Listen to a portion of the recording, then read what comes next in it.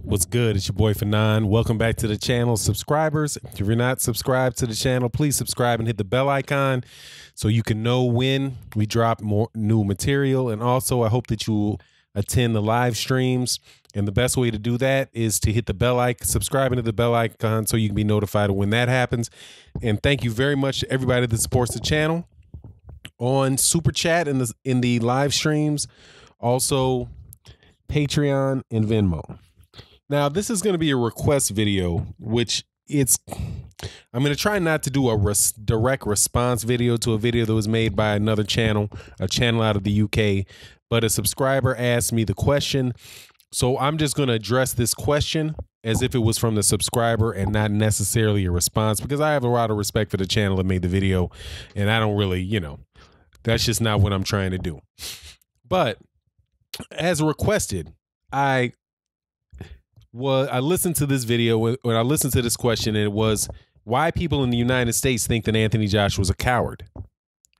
And I think that's fair. I think that it's a fair question. And I think that it is something that people, by and large, in the United States of America, boxing fans, think of Anthony Joshua. You can agree or disagree with whether or not he is, but that is the perception, in large part, in the boxing community in the United States. From the conversations that I hear on a regular basis, I've heard it from American fans. I've also heard it from the UK fans. And the longer this thing with Deontay Wilder, the longer it goes on, the more often you hear it. Now, I've played around with it before and called them names, mess around. I'd be straight honest with it. Because I've always been very put off by the way that the Anthony Joshua Deontay Wilder discussion is gone, and it really did start with a lot of, from my hearing of the circumstance, it started with a lot of negativity being thrown at Deontay Wilder, a lot of trashing of his reputation, trashing of his opponents, trashing of his fighting style, trashing of his fan support, just a lot of that for Deontay Wilder. Since about last November, when the conversations really started to begin about Anthony Joshua facing Deontay Wilder, which I think was right after around the Carlos Takam fight, I started, really paying attention to it. And so here I'm going to address, and I think that the reason I brought that up is I think that sentiment is growing. And that's just my poll of the people that I talk to. Now I think I have like 13,000 subscribers. Most of the videos that I do on Anthony Joshua, Deontay Wilder, do 7,000, 8,000, 6,000, 7,000, 8,000 people will watch the video over the life of the video. And I'll get, 300, 400, 200, 300 comments, right? And then I'll also listen to other channels. And I think that is fair. And it's obviously that people feel that is being said about Anthony Joshua enough where people are making videos justifying why that's not the fact. So in the request from the subscriber, I'm gonna address the points that are made. Now, first, when you say that somebody thinks somebody's a coward and you try to go and try to explain, why that's not true, I think it's important for you to think and address why it is that person thinks he's a coward, not why he's not a coward. Do you know what I mean? And let me lay it out. People, United States boxing fans, many of them have said that Anthony Joshua is scared of Deontay Wilder, right? And so and the response to that is this: well, Deontay Wilder has Anthony Joshua fought in the Olympics. He fought, all these tough guys in the Olympics. He traveled all these different places and fought these tough guys. He won the Olympic gold medal. He's fought 20 guys in the pros who were, a lot of these guys were tough guys. He fought Vladimir Klitschko. He did all these things. So why would you think that he's a coward? That's the argument in a nutshell. But that is a little bit of a straw man, because that's not why they believe it. The question is, why do you believe it? So, for example, if somebody's comparing Anthony Joshua to being a coward to why somebody's shoplifting from a store. If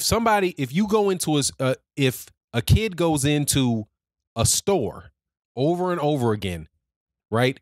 And the owner one day pulls him to the side, calls security, pulls him to the side, puts him in the back, and says, "We think you shoplifted." They're not going to say, "Well, I've been in this store, 300-400 times, and I've never stolen anything out of here. I come in and out of here every day. I've never stolen anything." The response to that will be, "We're not talking about the other days. We're talking about today. The reason I think that you shoplifted today is because you tried to walk out and you had 3 Snicker bags, 3 Snicker bars or 3 candy bars in your pocket. And we watched you around the store. We saw you slip them in your pocket. You paid for your gum. Then you tried to walk out the store. And we stopped you because today you did something that made us believe that you were shoplifting. We're not going to talk about all the other things that you've done, all the other stores you've gone into in your life and not having shoplifted. Well, I went to church and I didn't steal, and I put money in the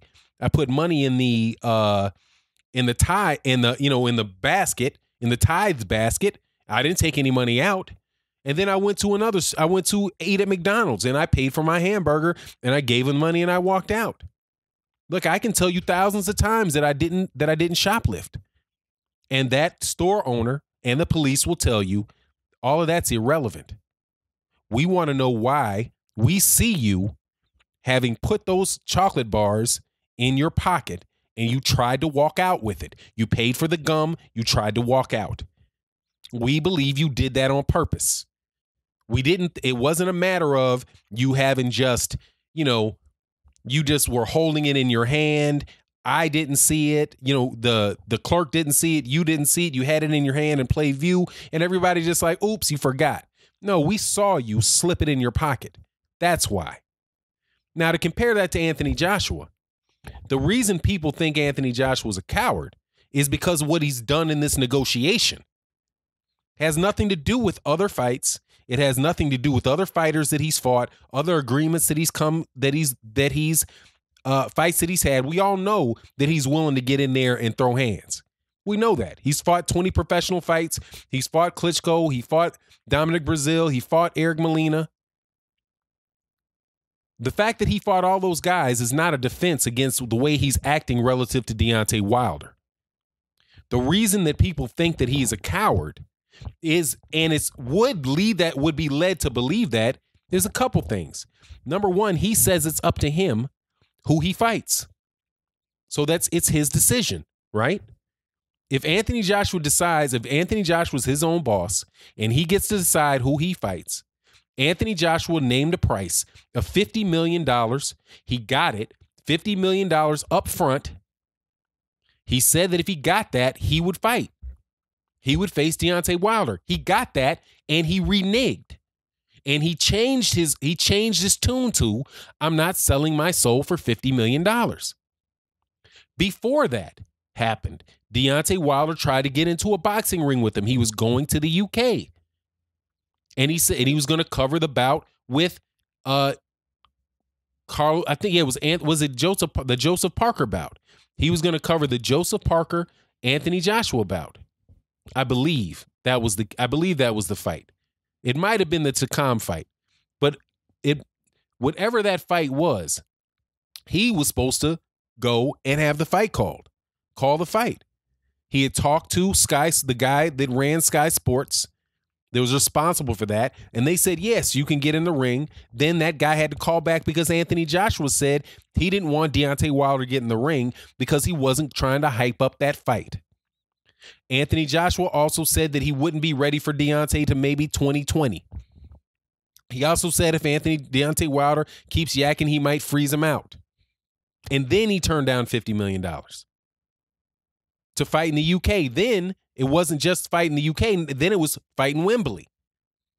And now, as of yesterday, it's, hey, we'll give you a contract on Friday. They send it on Monday, and you have just a couple of days to decide, or I'm going to go fight Alexander Povetkin.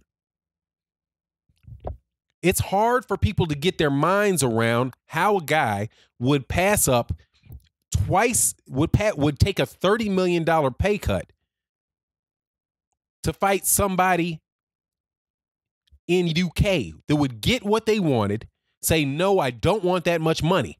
I want less money so I can make sure that I can fight in front of my hometown fans if I fight at all. Because Deontay Wilder needs to get realistic about his financial demands. That's why people think he's scared. That's rational. What else would you think? For me, there's only two things you could think. Either Anthony Joshua, if Anthony Joshua really is really in control. So I guess there's a couple scenarios. If it's really up to Anthony Joshua to decide who he fights, if he's really his own boss, like they act like he is, then he is making it extremely, extremely difficult for Deontay Wilder to face him. And there has to be a reason.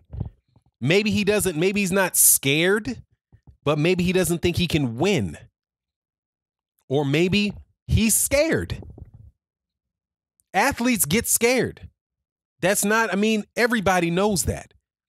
This myth that professional athletes don't get nervous, don't get scared, that is what fear is. Nervousness is a type of fear. And it's a healthy thing. You're getting in there with a grown man who's trying to knock your head off. It's not natural not to have some type of hesitation, some type of fear in that type of situation. Now, you might say you might not recognize what you have. You could call that butterflies. I get a little butterflies when I'm walking out, but then when I get in there and I start throwing hands, all of that goes away and I'm just doing my thing. Right? But if Anthony Joshua's fighting like a 10-year-old girl, maybe no, he's not going to be scared about that. Not going to be nervous, not going to have butterflies in his stomach. But let's not act like he doesn't get butterflies in his stomach when he gets in there. If he got in there with Joseph Parker, he had butterflies in his stomach. Had to have. But, that's what I think. However, that's a little bit off the point. My point is that is the reason why people think he's afraid. Because if it's his decision and if he keeps reneging, he did offer the $50 million. That's not a question. He offered the $50 million. And he said, okay, what's 60% of $100 million?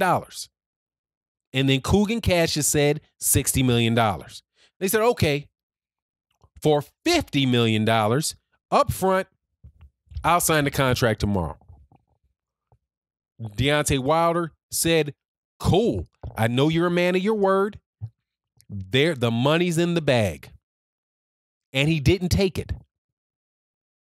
Because he's like, oh, no. I need to fight in the UK. Why do you need to fight in the UK, Anthony?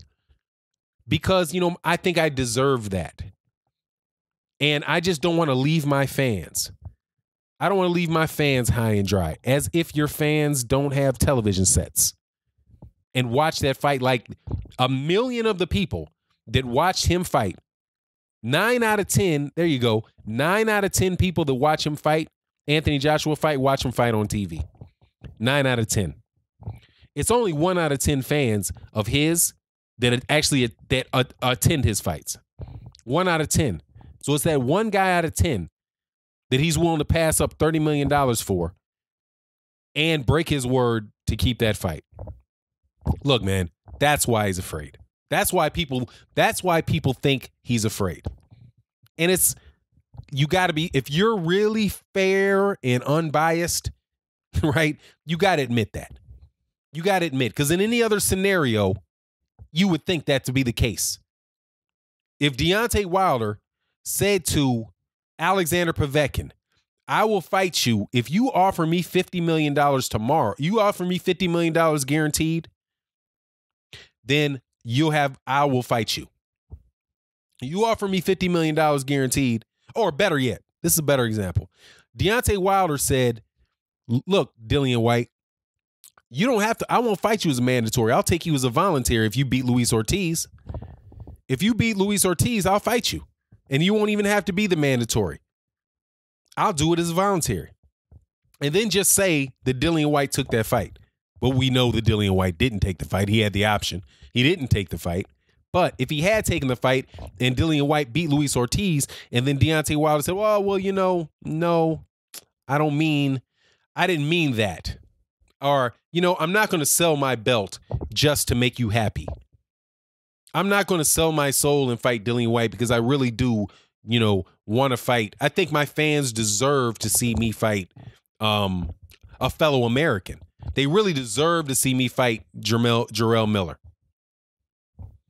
What do you think would be what do you think it would be unreasonable to think in that scenario that Deontay Wilder was scared of Dillian White?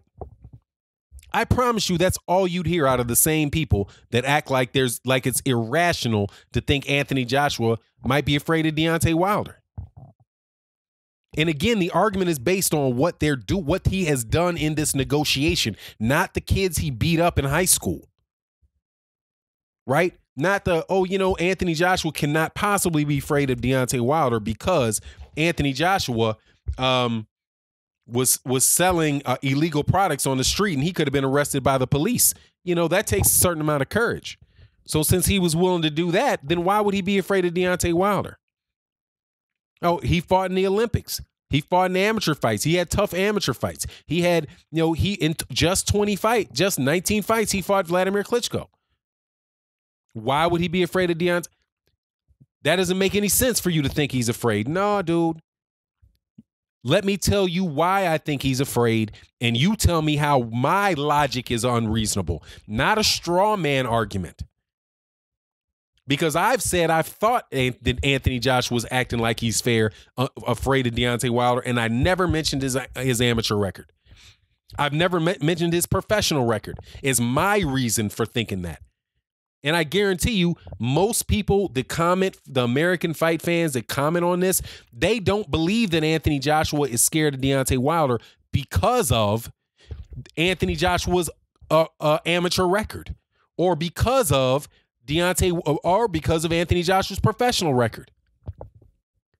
And so if somebody's going to refute people's accusation, right, or people's belief that Anthony Joshua's afraid, then you gotta actually address their reasoning, right? Don't set up reasoning that they didn't say, right? Back to the example of the shoplifting example. If somebody pulled you aside in a store, they're not going to say to you, oh, I think you shoplifted because I heard you shoplifted 10 years ago. And because you shoplifted 10 years ago, I believe that you might shoplift now. That's not it. Well, excuse me, you think I shoplifted 10 years ago, so you think I shoplift now. Do I have any of your product in my bag or on my person? No.